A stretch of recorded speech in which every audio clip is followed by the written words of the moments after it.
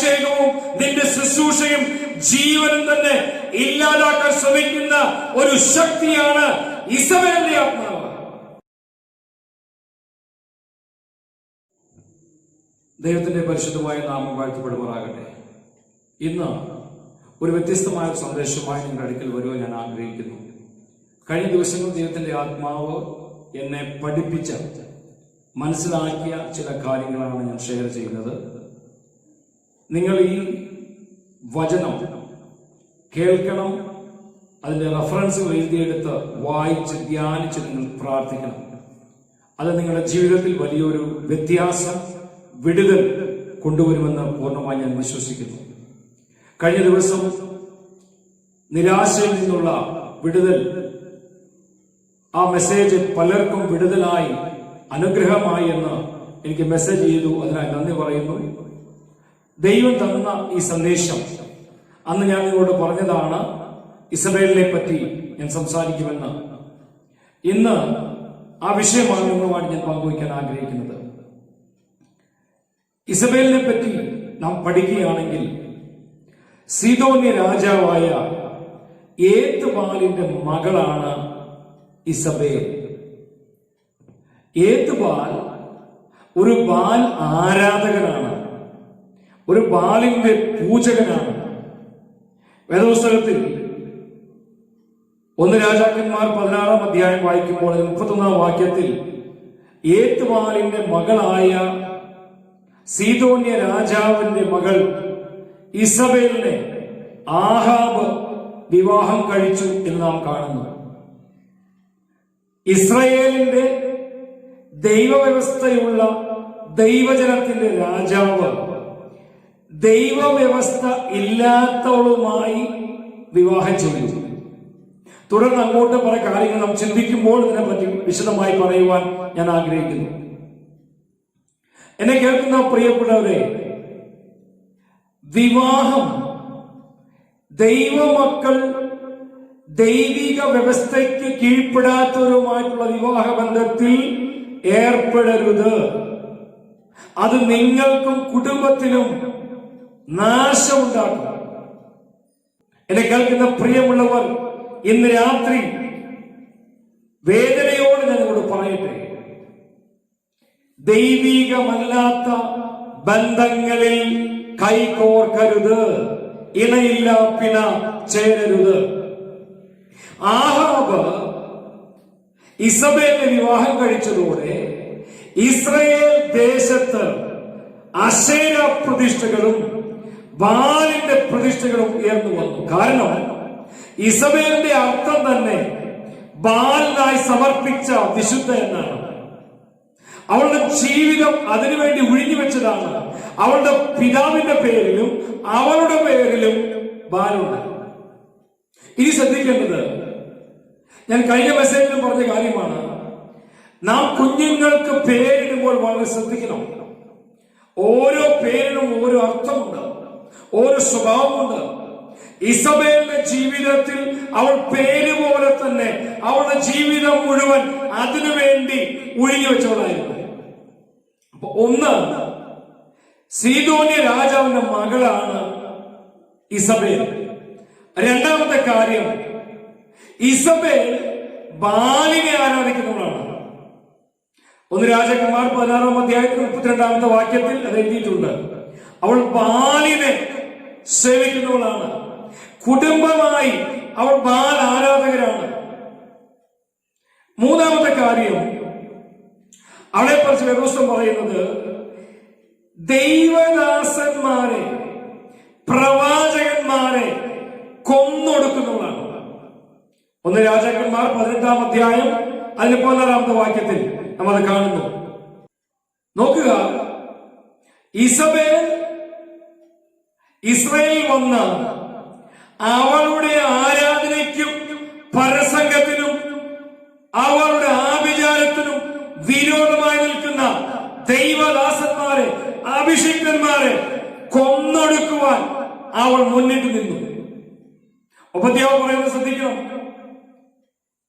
ഇസബേൽ ദൈവത്തിന്റെ പ്രവാചകന്മാരെ കൊല്ലുമ്പോൾ, ഞാൻ 50 പേര് വിവിധ ഗുഹകളിൽ ഒളിപ്പിച്ച് അവരെ പോഷിപ്പിച്ചത് യജമാനെ നീ അറിയുന്നല്ലോ എന്ന് ഏലിയാവിനോട് പറഞ്ഞ ഭാഗം നിങ്ങൾ ഓർക്കുക. അപ്പൊ ക്ഷുദ്രം ചെയ്യുന്നവർ, അവർക്ക് ദൈവദാസന്മാരെ അഭിഷേകന്മാരെയും മുടിക്കുക എന്ന ലക്ഷ്യമുണ്ട്. നാലാമത്തെ കാര്യം,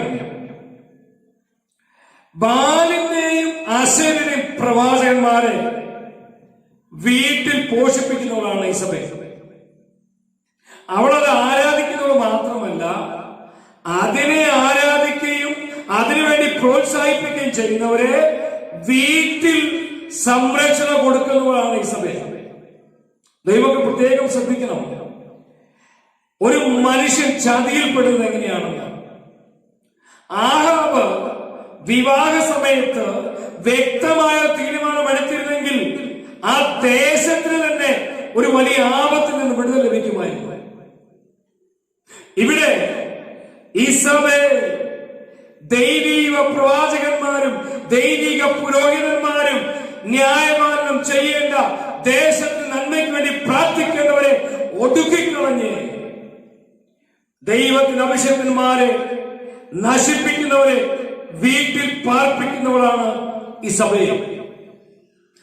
അഞ്ചാമത്തെ കാര്യം, അഭിഷിക്തന്മാരെ കൊല്ലുവാൻ സന്ദേശം അയക്കുന്നവളാണ് ഇസബേൽ. 1 രാജാക്കന്മാർ 19-ാം അധ്യായത്തിൽ വായിക്കുന്നു. ഏലിയാവിനോട് പറയുന്നത്, നാളെ ഈ സമയത്ത് എന്റെ കൊല്ലപ്പെട്ട പ്രവാചകന്മാരെപ്പോൾ നീ ആകുന്നില്ലെങ്കിൽ എന്റെ ദേവന്മാരോട് തക്കവണ്ണവും അധികവും ചെയ്യിട്ടെന്നോട് പറയുന്നത്.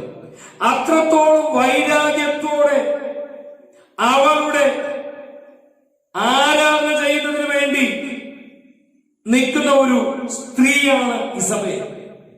നിങ്ങൾ ചിന്തിക്കണം, പല ദൈവദാസന്മാരും ശക്തമായ ശുശ്രൂഷ ചെയ്തവർ ഇന്ന് നിരാശയുണ്ട്. കാരണം എന്തെന്നറിയാമോ? ഈ ഇസബേലിന്റെ ആത്മാവാണ്. അത് സഭകളിലുണ്ട്, വീടുകളിലുണ്ട്, പലയിടത്തും അഭിഷിക്തന്മാരെ കൊല്ലുമെന്ന്, ഒതുക്കുമെന്ന് വെല്ലുവിളിക്കുന്ന ഒരു സ്പിരിറ്റാണ് ഇസബേലിന്റെ സ്പിരിറ്റ്.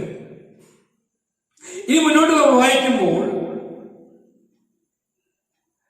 1 രാജാക്കന്മാർ 21-ാം അധ്യായത്തിന്റെ 9-ാം വാക്യം, 10, 11, 12 വാക്യമൊക്കെ വായിക്കുമ്പോൾ ദൈവമക്കളുടെ അവകാശങ്ങളെ കൊള്ളയടിക്കുന്നവരാണ് ഇസബേൽ. നാബോത്തിന്റെ മുന്തിരിത്തോട്ടത്തിന് വില കൽപ്പിച്ചത് ഉപവാസ പ്രാർത്ഥനയാണ്. ദൈവമേ, നീ വളരെ ശ്രദ്ധിക്കണം. നിന്റെ ആത്മീക ജീവന് തന്നെ ആത്മീകമായ കാര്യങ്ങളെ കൊണ്ടുവന്ന് കുടുക്കിക്കളഞ്ഞ് നിന്റെ അഭിഷേകവും നിന്റെ ശുശ്രൂഷയും ജീവനും തന്നെ ഇല്ലാതാക്കാൻ ശ്രമിക്കുന്ന ഒരു ശക്തിയാണ് ഇസബേലിന്റെ ആത്മാവ്. ഇസബേലിന്റെ ആത്മാവ് ആഹാബിനോട് പറയുകയാണ്, നാബോത്തിന്റെ കാര്യം എനിക്ക് വിട്ടുതരിക. വിസ്താരമായ മൂലം ഞാൻ വിസ്തരിക്കുന്നില്ല.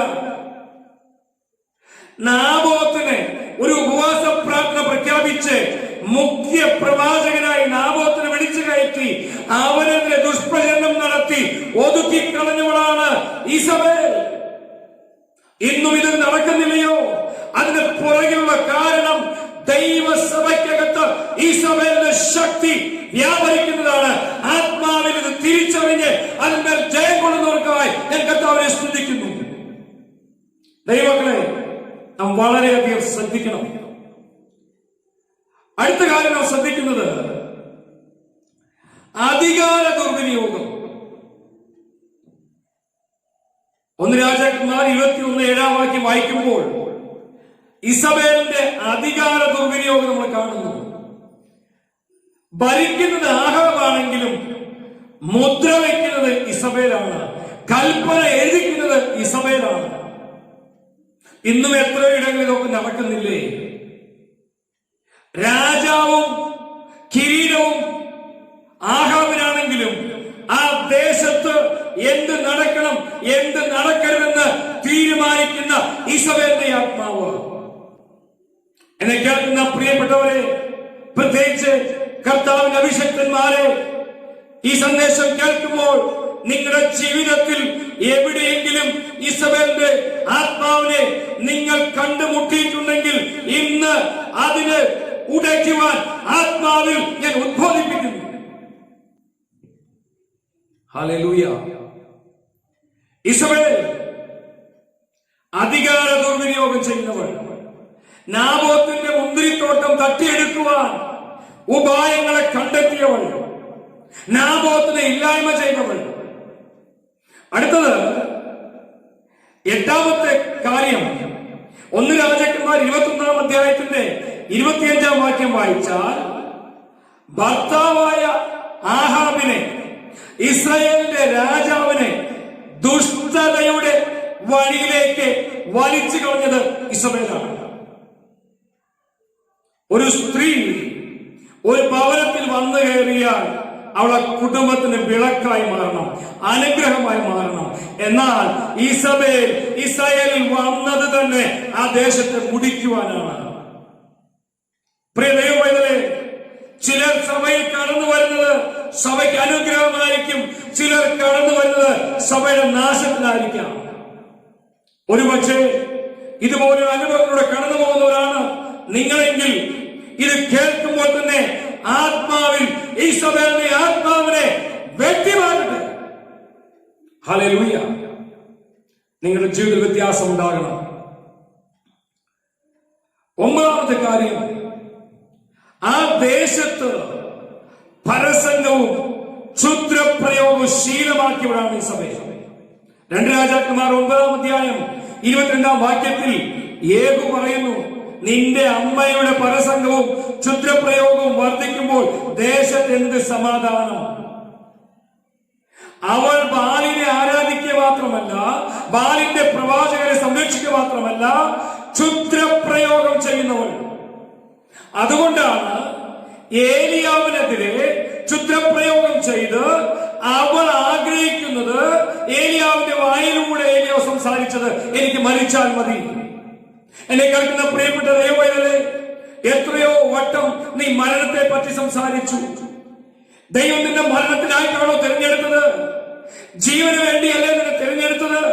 നിന്റെ ജീവിതത്തിൽ മരിച്ചു പോകുമെന്ന് വൈദ്യശാസ്ത്രവും മരുന്നും വിധി എഴുതിയെടുത്ത് ലോകം തള്ളിയെടുത്ത് ജീവനിലേക്ക് കൊണ്ടുവന്നത് ആ ജീവന്റെ ആത്മാവാണെങ്കിൽ ഒരു ക്ഷുദ്രപ്രയോഗത്തിനും നിന്റെ മേൽ അധികാരം സ്ഥാപിക്കുവാൻ നീ അനുവദിക്കും വരെ സാധിക്കുകയില്ല. അതിനർത്ഥം എന്താണ്? ക്ഷുദ്രപ്രയോഗത്താൽ അയക്കപ്പെടുന്ന നിരാശയുടെ ആത്മാവ്, മരണത്തിന്റെ ആത്മാവിനെ നീ ഏറ്റെടുക്കുമ്പോഴാണ് നിന്റെ വായിലൂടെ നീ പറയുന്നത്. നിന്റെ വായിലൂടെ പറയുമ്പോൾ സദൃശവാക്യങ്ങൾ 18-21 പറയുന്നു, ജീവനും മരണവും വായുടെ അധികാരത്തിൽ, നാവിന്റെ അധികാരത്തിൽ ഇരിക്കുന്നു. അപ്പോൾ ക്ഷുദ്രപ്രയോഗവും പരസംഗവും ശീലമാക്കിയ ഇസബേൽ അവൾ എന്തു ചെയ്യും? അഭിഷിക്തന്മാരെ ഇല്ലായ്മ ചെയ്യുവാൻ ക്ഷുദ്രപ്രയോഗം ചെയ്യും. അതുകൊണ്ട് പൗലോസ് പറയുന്നത്, നിങ്ങളെ ക്ഷുദ്രം ചെയ്ത് മയക്കിയത് ആ ക്ഷുദ്രം ചെയ്യുമ്പോൾ മയക്കം വരും. ആ മയക്കത്തിലാണ് പിശാച് ആഗ്രഹിക്കുന്നത് പോലെ, ശത്രു ആഗ്രഹിക്കുന്നത് പോലെ, ക്ഷുദ്രം ചെയ്തവൻ ആഗ്രഹിക്കുന്ന പോലെ നീ സംസാരിക്കാൻ തുടങ്ങുന്നത്. നിന്റെ സഭയിൽ, നിന്റെ വീട്ടിൽ, നിന്റെ ബിസിനസ്സിൽ ഇപ്രകാരമാണ് നിന്റെ സംസാരമെങ്കിൽ എല്ലാ ക്ഷുദ്ര പ്രയോഗങ്ങളും യേശുവിന്റെ നാമത്തിൽ കത്തിച്ചാമ്പലാകട്ടെ. ഐസബേലിന്റെ ശക്തി നിന്നെ വിട്ട് മാറുമെന്നില്ല എന്ന് പ്രാർത്ഥിക്കണം. അത് മാത്രമല്ല, 10ാമത്തെ കാര്യം, മേക്കപ്പ് ഇടാൻ മിടുക്കില്ല. ഇംഗ്ലീഷ് ബൈബിളിൽ പറയുന്നത് she painted her face. 2 രാജാക്കന്മാർ 9-ാം അധ്യായം അതിന്റെ 30-ാമത്തെ വാക്യത്തിൽ നിങ്ങൾ പഴയ ഇംഗ്ലീഷ് ബൈബിൾ നോക്കണം. she painted her face and eyes. ഇനി എത്രയോ പേര് ഞാൻ പലയിടത്ത് പ്രസംഗിക്കുമ്പോൾ പറയാറുണ്ട്, മുഖം കഴുകി വൃത്തിയാക്കുന്ന നല്ലതാണ്, പക്ഷെ മുഖത്തുള്ള അമിതമായ ചായം തേക്കൽ അത് ദൈവീകമല്ല. ഇസബേലിന്റെ സ്പിരിറ്റാണ്, ഇസബേലിന്റെ ആത്മാവാണ്. ഇന്ന് വേർപെട്ട ദൈവമൈകൾ പോലും ഇതിനകത്തായിപ്പോകുന്നതിൽ എനിക്ക് ദുഃഖമുണ്ട്. She painted her face. ഇനി ശ്രദ്ധിച്ച് വായിക്കേണ്ടത്, അവളുടെ ഭർത്താവായ ആഹാബ് മരിച്ചു, അവൾ വിധവയാണ്. എന്നിട്ടും അവൾ എന്തിനു വേണ്ടിയാണ് ചായ പൂശിയെന്നറിയാമോ? ഒരഭിഷിക്തനായ യേഹൂ വരുന്നു, അവന് വീഴ്ത്തണം. അപ്പൊ അടുത്ത കാലം ശ്രദ്ധിക്കേണ്ടത്, ഇസബേലിന്റെ മറ്റൊരു പ്രവൃത്തി അഭിഷിക്തന്മാരെ വീഴ്ത്തുക, ജനമോഹത്തിൽ അകപ്പെടുത്തുക. വളരെ ശ്രദ്ധിക്കേണ്ട വിഷയമാണ്. എത്ര അഭിഷിക്തന്മാർ, ദൈവം ഉപയോഗിച്ച ദൈവമനുഷ്യർ ഇസബേലിന്റെ ആത്മാവിൽ കുടുങ്ങി ശുശ്രൂഷ അവസാനിപ്പിച്ചത് നമുക്കറിയാം. എന്നെ കേൾക്കുന്ന പ്രിയപ്പെട്ട ദൈവമക്കളെ, നിന്റെ ജീവിതത്തിൽ ഇസബേലിന്റെ ശക്തി നിന്നെ പിടിമുറുക്കുവാൻ ശ്രമിക്കുന്നുവെങ്കിൽ നീ ആത്മാവിനെ കുടഞ്ഞെറിഞ്ഞ് ഒരു വിടുതൽ പ്രാപിക്കുവാനാണ് ഈ സന്ദേശം ഞാൻ പറയുന്നത്. ഇസബേൽ അഭിഷിക്തന്മാരെ വീഴ്ത്തുവാൻ ശ്രമിക്കുന്നവൾ. അത് മാത്രമല്ല, നിങ്ങൾക്കറിയാമോ, വശീകരണ ശക്തി അവൾക്കുണ്ട്. എന്നാൽ അഭിഷേകം പ്രാപിച്ച ഏലിയാവിനെ കൊന്നൊടുക്കുമെന്ന് വെല്ലുവിളിച്ച ആ ഏലിയാവ് അഭിഷേകം ചെയ്ത ഏലീശ, ആ ഏലീശ അഭിഷേകം ചെയ്ത യേഹൂ, ഒരഭിഷിക്തൻ അവളുടെ നോട്ടത്തിൽ വീണുപോയില്ല. നീ ഒരു അഭിഷിക്തനാണെങ്കിൽ നിന്റെ നോട്ടത്തിൽ ശക്തി ഉണ്ടാകണം, ഇല്ലെങ്കിൽ നോക്കുന്നവരുടെ ശക്തിക്ക് നീ കീഴ്പ്പെടും. ഞാൻ പറഞ്ഞത് മനസ്സിലാക്കിയെന്ന് വിശ്വസിക്കുന്നു. എത്രയോ അഭിഷേക്തന്മാർ ഇസബേൽമാരുടെ നോട്ടത്തിൽ വീണുപോയ പടക്കളത്തിലാണ് ഞാനും നിങ്ങൾ നിൽക്കുന്നത്. അതുകൊണ്ട് പ്രിയമുള്ളവരെ, ഇസബേലിന്റെ ശക്തിയെ ജയിക്കണം. അഭിഷിക്തന്മാരെയാണ് നോട്ടമിടുന്നത്. അഭിഷിക്തന്മാർ ഇല്ലാതെയാകണം. അഭിഷിക്തന്മാരുണ്ടെങ്കിൽ അവരുടെ ശുദ്ധപ്രയോഗം ഫലിക്കയില്ല, അവരുടെ ബാല്യ പ്രവർത്തി നടക്കയില്ല. അതുകൊണ്ട് എന്നെ കേൾക്കുന്ന പ്രിയപ്പെട്ടവരെ, ഇതെല്ലാം ചെയ്തിട്ടും ദൈവത്തിന്റെ കൽപ്പന പോലെ തന്നെ 2 രാജാക്കന്മാർ 9-ാം അധ്യായം 33 മുതൽ 37 വരെ വായിക്കുമ്പോൾ യേഹൂ ചോദിച്ചു, ആരെന്റെ പക്ഷത്തുണ്ട്? അഭിഷിക്തൻ വീഴുന്നവനല്ല, വീഴിക്കുന്നവനാണ്. അഭിഷിക്തനായ യേഹൂവിനെ കടക്കണ്ണെറിഞ്ഞ് വീഴ്ത്തുവാൻ ഇസബേൽ ശ്രമിച്ചപ്പോൾ അവനുള്ള അഭിഷേകം അവളെ വീഴ്ത്തി. അവൻ പറഞ്ഞു, ശങ്കന്മാർ തള്ളിയിട്ടു. വചനം പറയുന്നു, ആ നായ്ക്കൾ അവളെ തിന്നു. ഹല്ലേലൂയ. ദൈവമേ, ഏത് ഇസബേലിന്റെ ശക്തിക്കും ഒരു അന്ത്യം ദൈവം വെച്ചിട്ടുണ്ട്. നീ ഭയപ്പെടേണ്ട. നിന്റെ അഭിഷേകത്തെ ചോർത്തുന്നതിനെ തകർക്കുവാനുള്ള ഒരു അഭിഷേകം നിന്നിൽ പകർന്നിട്ടുണ്ട്. ഇസബേലിന്റെ ഈ 12 കാര്യങ്ങൾ നിങ്ങൾ മനസ്സിലാക്കി നിങ്ങൾ പ്രാർത്ഥിക്കാൻ തുടങ്ങിയാൽ നിങ്ങളുടെ കുടുംബത്തിൽ, നിങ്ങളുടെ സഭയിൽ അതിന്റെ വ്യത്യാസങ്ങൾ വെളിപ്പെടുവാൻ പോവുകയാണ്. അഭിഷിക്തന്മാർ എഴുന്നേൽക്കുവാൻ പോവുകയാണ്. കഴിഞ്ഞ ദിവസങ്ങളിൽ ഇസബേൽ നഷ്ടമാക്കിയതിനെ തിരിച്ചു പിടിക്കുന്ന ഒരു സമയം. എത്ര പേർ തയ്യാറാണ്? നമുക്ക് ഒരുമിച്ച് പ്രാർത്ഥിക്കാം. പരിശുദ്ധനായ ദൈവമേ, സ്വർഗ്ഗീയ പിതാവേ, ഈ വചനം കേട്ട എല്ലാ ദൈവമക്കളെയും ഞാൻ അനുഗ്രഹിച്ചു പ്രാർത്ഥിക്കുന്നു. എല്ലാ ഇസബേലിന്റെ ശക്തികളും അതിന്റെ ക്ഷുദ്ര പ്രയോഗങ്ങളും നഷ്ടമാകട്ടെ, നിർമൂലമാകട്ടെ, നിർവീര്യമാകട്ടെ. നിന്റെ നാമത്തിൽ ജയം കൽപ്പിക്കുന്നു. യേശുവിന്റെ രക്തം കൊണ്ട് വീണ്ടെടുക്കപ്പെട്ട ദൈവസഭയ്ക്കെതിരെ പോരടിക്കുന്ന ഇസബേലിയ ശക്തികളും നഷ്ടമാകട്ടെ. കർത്താവ്, പ്രാർത്ഥനകളുടെ സ്തോത്രം യേശുവിന്റെ നാമത്തിൽ തന്നെ. ആമേൻ. ദൈവം നമ്മെ ധാരാളമായി അനുഗ്രഹിക്കട്ടെ. Subscribe and don't forget to press the bell icon for the notification, and like, comment and share.